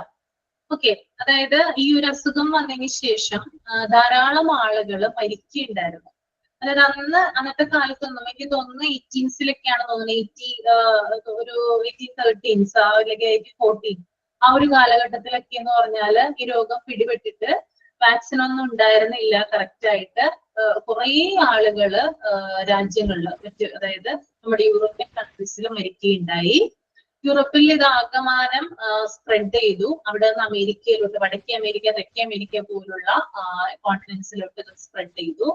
വടക്കേ അമേരിക്കയിലേക്ക് ഈ ഒരു രോഗം, അല്ലെങ്കിൽ നമ്മുടെ അമേരിക്ക, USA ഉണ്ടല്ലോ, ആ ഒരു രാജ്യത്ത് ഈ രോഗം കൂടുതലായിട്ട് റിപ്പോർട്ട് ചെയ്യുകയും അവിടെയും ആളുകൾ മരിക്കുകയുണ്ടായി. അവിടെ ഉണ്ടായ സംഭവത്തെ തുടർന്നാണ് ഈ ഒരു രോഗം ലോക ശ്രദ്ധ ആകർഷിക്കാനായിട്ട് തുടങ്ങിയത്. നമ്മൾ പറയുമല്ലോ, എന്തുണ്ടെങ്കിലും അമേരിക്കയിൽ ഒരു സംഭവം റിപ്പോർട്ട് ചെയ്ത് കഴിഞ്ഞാൽ അത് വേൾഡിൽ മൊത്തം എന്താണ് പോപ്പുലർ ആവും. അതുപോലെ തന്നെയാണ് ഈ ഒരു ഡിഫ്തീരിയയുടെ കേസും. യൂറോപ്യൻ കൺട്രീസിൽ ഇത് റിപ്പോർട്ട് ചെയ്തിട്ടുണ്ടായിരുന്നു, കുറെ അധികം ആളുകൾ മരിച്ചിട്ടുണ്ടായിരുന്നു. പക്ഷെ ലോകം മുഴുവൻ ഇത് അറിയാൻ തുടങ്ങിയത് അമേരിക്കയിലെ ഈ രോഗം റിപ്പോർട്ട് ചെയ്ത ആ ഒരു സമയത്താണ്. ഓക്കെ, അപ്പോ ധാരാളം പേര് മരിച്ച ഒരു സംഭവം ആയതുകൊണ്ട് തന്നെ, അല്ലെങ്കിൽ ധാരാളം പേരുടെ ജീവൻ അപഹരിച്ചൊരു രോഗമായതുകൊണ്ട് തന്നെ ഈ ഒരു ഡിസീസസിനെ കില്ലർ ഡിസീസ് എന്നാണ് അറിയപ്പെട്ടിരുന്നത് കേട്ടോ. പണ്ട് കാലത്ത് ഡിഫ്തീരിയ അറിയപ്പെട്ടിരുന്ന ഒരു പേരെന്ന് പറഞ്ഞാല് കില്ലർ ഡിസീസ് എന്നാണ്. ഓക്കെ, അതുപോലെ തന്നെ ഡിഫ്തീരിയയുടെ മറ്റൊരു പേരാണ് തൊണ്ടമുള്ള എന്ന് പറയും. ഓക്കെ, തൊണ്ടമുള്ള ഈ ഒരു ഭാഗത്തായിട്ട് ഞാൻ പറഞ്ഞുതരാം കറക്റ്റ് ആയിട്ട് എന്താണ് അതിന്റെ സിംറ്റം എന്ന് പറഞ്ഞുതരാം. അതായത് പണ്ട് കാലത്തെ ആളുകളൊക്കെ, അതായത് നമ്മുടെ എന്താ പറയാ അച്ഛമ്മമാര്, അപ്പൂപ്പന്മാര്, അമ്മൂമ്മമാരൊക്കെ ഉണ്ടല്ലോ, അവരൊക്കെ ഈ രോഗത്തിനെ വിളിച്ചിരുന്ന പേര് തൊണ്ടമുള്ള എന്നാണ് വിളിച്ചിരുന്നത്. ഇതിന് ഞാൻ പറഞ്ഞു വാക്സിൻ ഉണ്ടായിരുന്നില്ല, ട്രീറ്റ്മെന്റ് ഒന്നും ഉണ്ടായിരുന്നില്ല. അമേരിക്കയിൽ ഇത് റിപ്പോർട്ട് ചെയ്ത ശേഷമാണ് ഇത് ലോക ശ്രദ്ധ, അതായത് പോപ്പുലർ ആയതെന്ന് നമുക്ക് പറയാം. പിന്നീട് ഇത് നമ്മുടെ ഇതുണ്ടല്ലോ, പന്നിക്കുട്ടികൾ ഉണ്ടല്ലോ, ഗിനിപ്പന്നികൾ എന്ന് പറയും, അതിൽ പരീക്ഷണം ചെയ്തതിന്, അല്ലെങ്കിൽ അതിനകത്തൊരു പരീക്ഷണം നടത്തിയതിന് ശേഷമാണ് ഇതിന് മരുന്നുകൾ, വാക്സിൻസ് കണ്ടുപിടിക്കാനായിട്ട്, അല്ലെങ്കിൽ അതിന് കൂടുതൽ അംഗീകാരം ലഭിച്ചെന്ന് നമുക്ക് പറയാനായിട്ട് പറ്റും. ഓക്കെ, പിന്നെ ഇതിന്റെ മരുന്ന്, അതായത് പന്നികളില് പറഞ്ഞിട്ടുണ്ട് അല്ലെ, പന്നികളില് ഇത് പരീക്ഷണം നടത്തിയതിന് ശേഷം എന്ത് ചെയ്തു, വാക്സിൻസ് കൂടുതലായിട്ട് കണ്ടുപിടിച്ചു. മരുന്ന് കണ്ടുപിടിച്ചതിന് ശേഷം, വാക്സിൻ കൊടുത്തതിന് ശേഷം ആളുകളിൽ അസുഖം കുറഞ്ഞു വരുന്നതായിട്ട് കണ്ടെത്തി. അപ്പൊ മരുന്ന് കൊടുത്തു, അതുപോലെ തന്നെ വാക്സിൻ എല്ലാവർക്കും പ്രൊവൈഡ് ചെയ്തു. കൊടുത്തു കഴിഞ്ഞപ്പോ എന്താണ്, ക്രമേണ ഇത് കുറയാനായിട്ട് തുടങ്ങി. ഈ റിപ്പോർട്ട് ചെയ്യുന്ന കേസുകൾ, ഈ ഡിഫ്തീരിയ കേസുമായി ബന്ധപ്പെട്ട രോഗികളുടെ എണ്ണം കുറയാനായിട്ട് തുടങ്ങി എന്നാണ് പറയുന്നത്. ഓക്കെ, അപർണ മിസ് കൂടുതലായിട്ട് പറഞ്ഞു തന്നിട്ടുണ്ട് ഇതിനെ കുറിച്ച്, ഡിഫ്തീരിയയെ കുറിച്ച്.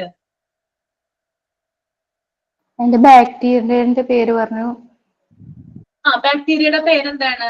ഡിഫ്തീരിയ പരത്തുന്ന bacteria corynebacteria diphtheria. Corynebacterium diphtheria എന്നാണ് ഈ രോഗം ഉണ്ടാക്കുന്ന ബാക്ടീരിയയുടെ പേര് കേട്ടോ. കൊറീനി ബാക്ടീരിയം ഡിഫ്തീരിയ. ഓക്കെ,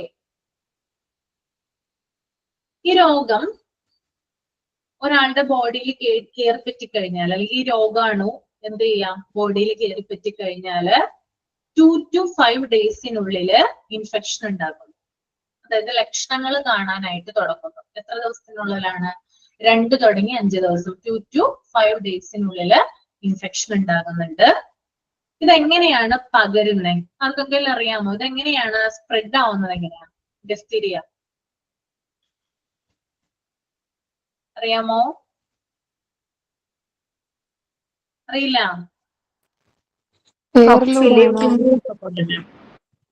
അതായത് ഒരു ഡിഫ്തീരിയ പേഷ്യന്റ് തുമ്മുകയോ അല്ലെങ്കിൽ ചുമയ്ക്കുകയോ ചെയ്യുമ്പോൾ തെറിക്കുന്ന ഡ്രോപ്സ് ഉണ്ടല്ലോ, എന്താ പറയാ, കണികകൾ എന്ന് പറയും. നമ്മൾ തുമ്മുമ്പോഴോ അല്ലെങ്കിൽ നമ്മൾ ചുമയ്ക്കുമ്പോഴോ ഡ്രോപ്സ് ഉണ്ടാവാറുണ്ട് അല്ലെ. ആ ഡ്രോപ്സിലൂടെയാണ് ഈ രോഗം സ്പ്രെഡ് ആകുന്നത്. ഓക്കെ, പിന്നെ അതുപോലെ തന്നെ ഡിഫ്തീരിയ രോഗി യൂസ് ചെയ്തിട്ടുള്ള കർച്ചീഫുകള്, ഗ്ലാസുകള് തുടങ്ങിയവ ഉപയോഗിക്കുന്നതിലൂടെയും രോഗം പകരാം. ഒരു വീട്ടില് ഡിഫ്തീരിയ രോഗി ഉണ്ടെങ്കിൽ അയാൾ ഉപയോഗിക്കുന്ന കർച്ചീഫ് വാഷ് ചെയ്യാനായിട്ട് നമ്മൾ എടുക്കുകയോ, അല്ലെങ്കിൽ അയാൾ ഉപയോഗിച്ച ഗ്ലാസ്സിൽ നമ്മൾ വെള്ളം കുടിക്കുകയോ ഒക്കെ ചെയ്താൽ എന്ത് പറ്റും? ഈ രോഗം വരാനായിട്ട് ചാൻസ് കൂടുതലാണ്. അതുപോലെ തന്നെ ചില രോഗികളില് പുറമെ സിംറ്റംസ് ഒന്നും കാണിക്കാറില്ലെങ്കിലും രോഗം പിടിപെട്ട് ഒരു കുറെ അധികം വീക്സ് കഴിഞ്ഞിട്ട് എന്താ പറയാ രോഗം പരത്താനുള്ള ശേഷി ഉണ്ടാവും. അതായത് ഈ 2 to 5 ഡേയ്സിനുള്ളിൽ സിംറ്റംസ് ഒന്നും കാണില്ല. അല്ലെങ്കിൽ ഒരാഴ്ച ഇപ്പൊ ഡിഫ്തീരിയ ഒരു രോഗിക്ക് വന്നു, പക്ഷെ പ്രത്യക്ഷത്തില് ഡയറക്റ്റ് ആയിട്ട് എന്തുണ്ടാവില്ല, സിംറ്റംസ് ഒന്നും ഉണ്ടാവില്ല.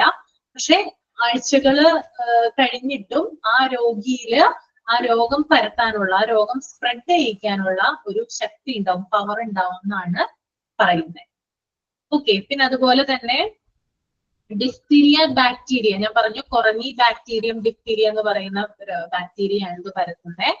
ഡിഫ്തീരിയ ബാക്ടീരിയ പുറപ്പെടുവിക്കുന്ന പോയിസൺ, എന്താ പറയാ, വിഷസമാനമായിട്ടുള്ള ടോക്സിനുകളാണ് ഈ രോഗത്തിന്റെ ഇന്റൻസിറ്റി വർദ്ധിപ്പിക്കുന്നത്, അല്ലെങ്കിൽ അതിന്റെ സിവിയറിറ്റി വർദ്ധിപ്പിക്കുന്നത്, രോഗം തീവ്രമാകുന്നത്. ഇപ്പൊ ഒരു ഡിഫ്തീരിയ രോഗി ഡിഫ്തീരിയ പിടിപെട്ടു മരിക്കാൻ ഇടയായാല് അതിന് പ്രധാനമായിട്ടുള്ള കാരണം എന്ന് പറഞ്ഞാല് ആ ബാക്ടീരിയ പുറപ്പെടുവിക്കുന്ന വിഷസമാനമായിട്ടുള്ള ടോക്സിനുകളാണ് ഈ രോഗത്തിന്റെ കാഠിന്യം വർദ്ധിപ്പിക്കുന്നത്. ഇത്രയും കാര്യങ്ങൾ ക്ലിയർ ആണോ? ഓക്കെ ആണോ?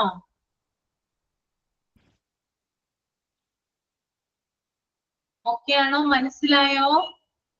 മിണ്ടാത്തുണ്ടോ? ഓക്കെ. അപ്പോ ഇതാണ് ബേസ് ആയിട്ട് പറയാനുള്ളത്. പിന്നെ ഇതിന് പ്രധാനമായിട്ടും ഇതിന്റെ സിംറ്റംസ് എന്തൊക്കെയാണെന്ന് നമുക്ക് നോക്കാം. നമുക്ക് അറിയണമല്ലോ, ഇപ്പൊ കുഞ്ഞുങ്ങളിലൊക്കെ ആണെങ്കിൽ നിങ്ങൾ പഠിപ്പിക്കുന്ന സ്കൂളുകളിലൊക്കെ കുഞ്ഞുങ്ങൾക്കൊക്കെ എന്താണ് ഇത് വരാനുള്ള ചാൻസ് കൂടുതലാണ്. അപ്പൊ നമുക്ക് അറിയാൻ പറ്റണം, ചില സിംറ്റംസ് നമുക്ക് ഐഡന്റിഫൈ ചെയ്യാൻ പറ്റണം കുട്ടികളിൽ. അപ്പൊ നമുക്ക് നോക്കാം എന്തൊക്കെയാണ് ആ സിംറ്റംസ് എന്ന് നോക്കാം. എന്തിനു വേണ്ടിയിട്ടാണ് നമ്മൾ ഈ രോഗങ്ങളെ കുറിച്ചൊക്കെ പഠിക്കുന്നത്? ഈ കുഞ്ഞുങ്ങൾക്ക് വരുന്ന രോഗങ്ങൾ എന്തിനു വേണ്ടിയിട്ടാണ് നമ്മൾ പഠിക്കുന്നത്? നമ്മളെയാണല്ലോ നമ്മൾ പഠിപ്പിക്കുന്നത്. അവിടെ കുട്ടികൾക്ക് അതെ അതെ, നമുക്കൊരു അറിവുണ്ടാവണം, അവരെ നമ്മൾക്ക് ഐഡന്റിഫൈ ചെയ്യാനായിട്ട് പറ്റണം, അല്ലെ? ഒരു ഡിഫ്തീരിയ റിപ്പോർട്ട് ചെയ്ത ഒരു കുട്ടിയെ നമുക്ക് ഐഡന്റിഫൈ ചെയ്ത് എത്രയും പെട്ടെന്ന് ആ കുട്ടിയെ മാറ്റാനും ആ കുട്ടിക്ക് വേണ്ടിയിട്ടുള്ള ചികിത്സകൾ നമുക്ക് കൊടുക്കാനായിട്ടും കഴിയണം. അതിന് വേണ്ടിയിട്ടാണ് നമ്മൾക്ക് ബേസ് ആയിട്ട് നമ്മൾ ഇവർക്ക് അറിഞ്ഞിരിക്കേണ്ടത് കേട്ടോ. അപ്പൊ എന്റെ സിംറ്റംസ് എന്തൊക്കെയാണെന്ന് നോക്കാം. സാധാരണ ഒരു ജലദോഷം പോലെ തന്നെ ജലദോഷം, അതായത് എന്താ പറയുക, മൂക്കിൽ നിന്ന് വെള്ളം വരിക, ചുമയുണ്ടാവുക, തുപ്പലിറക്കുമ്പോൾ വേദന ഉണ്ടാവുക. അതായത് സാധാരണ നമുക്ക് എങ്ങനെയാണോ ഒരു ജലദോഷം വരുന്നത്, നമുക്ക് കോൾഡ് ഒക്കെ വരില്ലേ, അങ്ങനെയാണോ വരുന്നത് അതുപോലെ തന്നെ മൂക്കിൽ നിന്ന് ഡ്രോപ്സ് വരും. അതുപോലെ നമ്മൾ തൊണ്ടയിൽ നിന്ന് ഇങ്ങനെ വെള്ളം ഇറക്കുമ്പോൾ വേദന ഉണ്ടാവും. അതുപോലെ തന്നെ ചുമയുണ്ടാവും. ഇതൊക്കെ എന്താണ് ഡിഫ്തീരിയ രോഗത്തിന്റെ ലക്ഷണമായിട്ട് നമുക്ക് പറയാം. പിന്നെ ഈ ഒരു രോഗി അല്ലെങ്കിൽ ഡിഫ്തീരിയ റിപ്പോർട്ട് എന്താ പറയാ ചെയ്തിട്ടുള്ള ഒരു രോഗിയാണെങ്കിൽ ഇയാൾക്ക് ഡിഫ്തീരിയ ആണെന്ന് മെയിൻ ആയിട്ട് ഉറപ്പിക്കാനായിട്ട് പറ്റും. അത് ഒരേ ഒരു സിംറ്റംസിന്റെ ആവശ്യം മാത്രമേ അവിടെ ഉള്ളൂ. ഡോക്ടേഴ്സ് ഒക്കെ ഡിഫ്തീരിയ റിപ്പോർട്ട് ചെയ്ത കുട്ടികൾക്ക് ഡിഫ്തീരിയ ആണെന്ന് ഉറപ്പിക്കുന്നത് ഈ ഒരു സിംറ്റം വെച്ചിട്ടാണ്. അതെന്തായിരിക്കും ആ സിംറ്റം? ആർക്കെങ്കിലും അറിയാമോ? വേറെ പരിശോധനകൾ, ടെസ്റ്റുകളുടെയോ മറ്റൊന്നും ആവശ്യമില്ല. സ്വാബ് എടുത്തിട്ടാണ്, അതായത് തൊണ്ടയിലെ സ്രവ് എടുത്തിട്ടാണ് ഇത് ടെസ്റ്റ് ചെയ്യുക, ഡിഫ്തീരിയ ആണെന്ന് ഉറപ്പിക്കുന്നത്. പക്ഷെ ഒരു പ്രൈമറി എന്താ പറയാ ടെസ്റ്റിൽ തന്നെ ഈ അതായത് ഡോക്ടറുമായിട്ട് കുട്ടിയെ കൂടിക്കാഴ്ച നടത്തുമ്പോൾ തന്നെ ഡോക്ടേഴ്സിന് അറിയാൻ സാധിക്കും ഈ കുട്ടിക്ക് ഡിഫ്തീരിയ ആണെന്ന്. അതിനുള്ള പ്രധാനപ്പെട്ട ഒരു സിംറ്റം എന്ന് പറയുന്നത് വാ തുറന്ന് നോക്കുന്ന സമയത്ത് ഒരു വെള്ളപ്പാട് പോലെ കാണാനായിട്ട് പറ്റും. അതായത് നമ്മൾ ഈ വാ തുറക്കില്ലേ, ഇതിന്റെ ഉള്ളില്, അതായത് നമ്മുടെ അണ്ണാക്കിന്റെ ഒക്കെ വശമുണ്ട്, ഈ ഒരു ഭാഗം ഉണ്ടല്ലോ, ആ വശത്ത് ഒരു വെള്ള പാൽപ്പാട ഉണ്ടല്ലോ. നിങ്ങൾ പാൽപ്പാട ശ്രദ്ധിച്ചിട്ടില്ലേ? പാല് കുറെ നേരം വെച്ച് കഴിഞ്ഞാല് അതിന്റെ മീതെ എന്തുണ്ടാകും? പാട കാണില്ലേ? കണ്ടിട്ടുണ്ടോ? പാൽപ്പാട, മിൽക്കിന്റെ പാട ഉണ്ടല്ലോ, അതുപോലെ നമ്മുടെ വാ തുറന്ന് നോക്കുമ്പോൾ കാണാനായിട്ട് പറ്റും. ഓക്കെ, അപ്പോ അതിലൂടെ നമുക്ക് ഉറപ്പിക്കാം ഈ കുട്ടിക്ക് ഡിഫ്തീരിയ ആണ്. അതാണ് മെയിൻ ആയിട്ടുള്ള സിംറ്റം എന്ന് പറയുന്നത്. പിന്നെ തലവേദന, എന്താ പറയാ, വൈറ്റ് മെമ്പർ പിക്ചർ കാണിച്ചു തന്നെ അല്ലെ? ഓക്കെ. അതുപോലെ തന്നെ തലവേദന, ഹെഡ് ഏക്ക് ഉണ്ടാവും. അതുപോലെ വോമിറ്റിംഗ്, ഛർദി ഉണ്ടാവും. അതുപോലെ തന്നെ നമ്മുടെ ഹാർട്ട് ബീറ്റ്, എന്താ പറയാ, ഹാർട്ട് ബീറ്റിന്റെ വ്യത്യാസം ഉണ്ടാവും. അതുപോലെ തന്നെ കൈയും കാലൊക്കെ തളർന്നു പോകും. ഭയങ്കര പെയിൻ ആയിരിക്കുള്ളൂ, കൈയും കാലൊക്കെ തളർന്നു പോകുന്ന പോലെ തോന്നും. മരണം വരെ സംഭവിക്കാം. പിന്നെ നമ്മുടെ കഴുത്തിൽ കഴല പോലെ ഉണ്ടാകും. അതുപോലെ തന്നെ ശ്വാസതടസ്സം, സൗണ്ടിന് വ്യത്യാസം ഉണ്ടാവും. ഡിഫ്തീരിയ റിപ്പോർട്ട് ചെയ്തിട്ടുള്ള പേഷ്യൻസ് ഒക്കെ ആണെങ്കിൽ സൗണ്ടിന് വ്യത്യാസം ഉണ്ടാവും. ഇതൊക്കെയാണ് ഇതിന്റെ ക്ലാസിക് ഫീച്ചേഴ്സ് എന്ന് പറയുന്നത് കേട്ടോ. ഓക്കെ, അപ്പൊ സാധാരണ ഒരു ജലദോഷം പോലെ ആയിരിക്കും വരിക. അതുപോലെ എന്താ പറയാ, തൊണ്ടയിൽ നിന്ന് വെള്ളം ഇറക്കുമ്പോൾ അല്ലെങ്കിൽ ഉമിനീ ഇറക്കുമ്പോൾ നമുക്ക് വേദന ഉണ്ടാകും. വെള്ളപ്പാട് പോലെ വായ തുറന്നു നോക്കിയാൽ പാൽപ്പാട പോലെ കാണാനായിട്ട് സാധിക്കും. പിന്നെ കൈയും കാലം തളർന്നു പോവുക, തലവേദന ഉണ്ടാവാം, കഴല വരാം, അതായത് ഇവിടെ ഒരു മുഴ പോലെ വരാം. അതുപോലെ സൗണ്ടിലുള്ള വ്യത്യാസം. ഓക്കെ, ഇത്രയുമാണ് ഇതിന്റെ പ്രധാനപ്പെട്ട സിംറ്റംസ്. സാധാരണഗതിയിൽ 2 വയസ്സിൽ താഴെയുള്ള കുട്ടികൾക്കാണ് ഡിഫ്തീരിയ ഉണ്ടാകുന്നത്. അപ്പോ ബിലോ 2 years ആ തരത്തിലുള്ള കുട്ടികൾക്കാണ് സാധാരണയായി ഡിഫ്തീരിയ റിപ്പോർട്ട് ചെയ്യുന്നത്. പക്ഷെ കുട്ടികൾക്ക് ഉണ്ടെങ്കിൽ മുതിർന്നവർക്കും വരാം. സ്പ്രെഡ് ചെയ്യാം, വളരെ പെട്ടെന്ന് സ്പ്രെഡ് ചെയ്യാവുന്ന ഒരു ഡിസീസ് ആണ് ഡിഫ്തീരിയ എന്ന് പറയുന്നത്. ഫാമിലിയിൽ ഒരാൾക്ക് ഉണ്ടെങ്കിൽ മറ്റുള്ളവർക്കും എന്ത് ചെയ്യാം, സ്പ്രെഡ് ചെയ്യാൻ പറ്റും. ഓക്കെ, പിന്നെ പ്രോപ്പർ വാക്സിനേഷൻ എടുത്തിട്ടുള്ള കുട്ടികളാണെങ്കിൽ ഇത് വരാതെ നോക്കാം. നമ്മൾ പ്രോപ്പർ ആയിട്ട് ഡിഫ്തീരിയയുടെ വാക്സിൻ എടുത്തിട്ടുണ്ടെങ്കിൽ ഇത് നമുക്ക് ഒരുവിധം ഇതിനെ പ്രിവെന്റ് ചെയ്യാനായിട്ട് സാധിക്കും. ഓക്കെ, അപ്പൊ 90 to 95% ഇതിനെ പ്രിവെന്റ് ചെയ്യുന്ന വാക്സിൻ ആണ് DPT vaccine. Okay, DPT vaccine ആണ് എന്തിനെ പ്രിവെന്റ് ചെയ്യുന്നത്, ഡിഫ്തീരിയയെ പ്രിവെന്റ് ചെയ്യുന്ന വാക്സിൻ എന്ന് പറയുന്നത്. ഇതിന്റെ മോർട്ടാലിറ്റി റേറ്റ് എന്ന് പറഞ്ഞാൽ ഭയങ്കര ഹൈ ആണ്. It's a notifiable diseases. പിന്നെ മരണനിരക്ക് എന്ന് പറയുന്നത് ഭയങ്കര ഹൈ ആണ്. പക്ഷെ പ്രിവെന്റ് ചെയ്താൽ നമ്മൾ പ്രോപ്പർ ആയിട്ട് വാക്സിൻ ഒക്കെ കൊടുക്കുവാണെങ്കിൽ ഇതിനെ നമുക്ക് ഒരുവിധം തടഞ്ഞു നിർത്താനായിട്ട് സാധിക്കും എന്നാണ് പറയുന്നത്. പിന്നെ ഇതിന്റെ കോംപ്ലിക്കേഷൻ എന്ന് പറഞ്ഞാല് ഇതിന്റെ ഭയങ്കരമായിട്ട് ഇതിന്റെ തീവ്രത ഇതിന്റെ സിവിയറിറ്റി കൂടിക്കഴിഞ്ഞാല് ഹാർട്ട് ബീറ്റ് ഭയങ്കരമായിട്ട് അത് ഹാർട്ട് ബീറ്റിൽ ഉണ്ടാകുന്ന ആ റേറ്റിൽ ഉണ്ടാകുന്ന ഡിഫറൻസ് നമുക്ക് അനുഭവിക്കാനായിട്ട് പറ്റും. പിന്നെ തീവ്രമാകുമ്പോൾ ന്യൂമോണിയ ഉണ്ടാവും. ചില രോഗികൾക്ക് ന്യൂമോണിയ ഉണ്ടായിട്ടാണ് മരണം സംഭവിക്കുക. അങ്ങനെയും ഒരു പ്രത്യേകത ഈ ഒരു രോഗത്തിന് ഉണ്ട് എന്ന് നമുക്ക് പറയാനായിട്ട് സാധിക്കും. ഓക്കെ, ക്ലിയർ ആണോ? പേരൊന്നും കൂടി പറയോ? DPT നമ്മുടെ PDF ഉണ്ട്, DPT ഷോർട്ട് കണ്ടോ? PDF കണ്ടോ DPT? ഓക്കെ, അപ്പൊ ഞാൻ വാക്സിനെ കുറിച്ചൊക്കെ കറക്റ്റ് ആയിട്ട് ഇനി അടുത്ത ക്ലാസ്സിൽ പറയാം. PDF എന്താണ് പറഞ്ഞിരിക്കുന്നത്, ഇതിന്റെ വാക്സിൻ എങ്ങനെയാണ് പ്രൊവൈഡ് ചെയ്യുന്നത് ഓക്കെ, അടുത്ത ക്ലാസ്സിൽ പറഞ്ഞുതരാം കേട്ടോ. ഓക്കെ, അപ്പോ ഇത്രയും കാര്യങ്ങള് ക്ലിയർ ആയെന്ന് കരുതുന്നു. അപ്പൊ നമുക്ക് വൈൻഡ് അപ്പ് ചെയ്യാം. സൈൻ ഔട്ട് ഉണ്ടോ? Okay. Okay, good afternoon, ma'am, and good afternoon all. I take some time to express my gratitude. Today, ma'am, take a new lesson named as healthcare, and we discuss various types of times in health diseases. And immunity power is a main topic.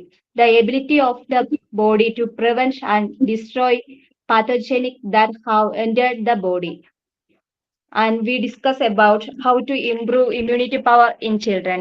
And ma'am talk about various types of vaccine and polio vaccine. And if we discuss about diphtheria. Diphtheria's another name is killer diseases. The symptom is called cough, throat pain, and extras.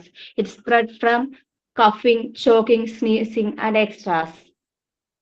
I think we clearly understood today's lesson, and thank you, ma'am, for your valuable time spent for us. And thank you, friends, your grateful participation throughout the class. Thank you all.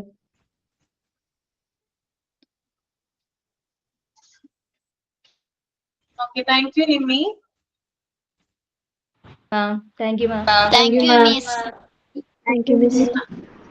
നമുക്ക് wind up ചെയ്യാം. നമുക്ക് ഇനി next ക്ലാസ്സിൽ ഇതിന്റെ vaccine എങ്ങനെയാണ് provide ചെയ്യുന്നത്, പിന്നെ മറ്റു പല പെർട്ടുസിസ്, ടെറ്റനസ് പോലുള്ള രോഗങ്ങളെ നമുക്ക് പരിചയപ്പെടാം. അതിന്റെ വാക്സിൻ എന്താണ് കൊടുക്കുന്നത് ഒക്കെ ക്ലിയർ ആയിട്ട് ഇനി നെക്സ്റ്റ് ക്ലാസ്സിൽ പറയാം കേട്ടോ. Okay, thank you so much. Thank you, ma'am. Thank you, ma'am.